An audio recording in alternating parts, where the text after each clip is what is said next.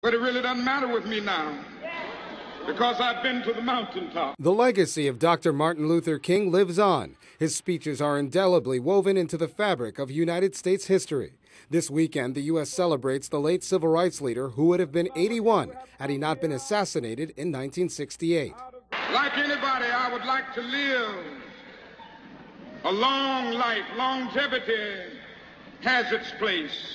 The hallmark of King's activism was so that people would be judged by their character, not by the color of their skin. We reject as false the choice between our safety and our ideals. Some point to the election of President Barack Obama as the epitome of the iconic civil rights activist's message. That was historic by all accounts.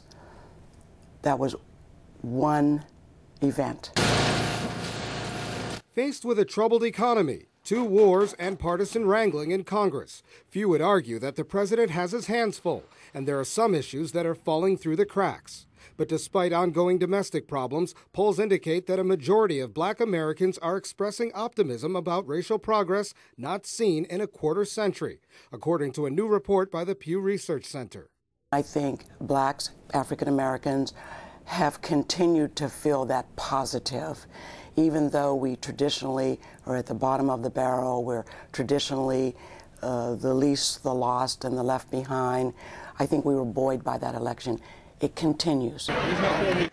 39% of African Americans said the situation of black people in this country is better than it was 5 years ago, nearly twice the 20% who said the same in 2007.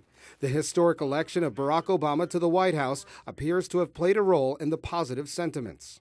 As the nation's 44th president, Barack Obama ushered in a new era of optimism. For many people of varying ethnicities, seeing the nation's first black president is a paradigm of Dr. King's dream. However, as many minorities fall victim to socioeconomic inequalities, others emphasize that the nation still has a long way to go before the slain civil rights leader's dream is fully realized. In addition to economic woes, the unemployment rate for African Americans is 16%, far exceeding the nation's overall rate. And blacks hold a large share of the country's mortgages in default. We need newer leaders, leaders who are trained differently.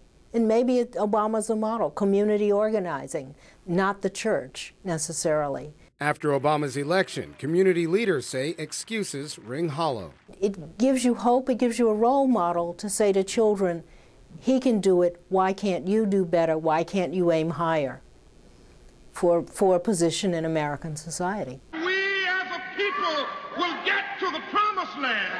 In one of Dr. King's most memorable speeches, he predicted that we as a people would get to the promised land. But for many, despite a positive outlook encouraged by America's first black president, that utopia is still a world away. Colin Campbell, Washington.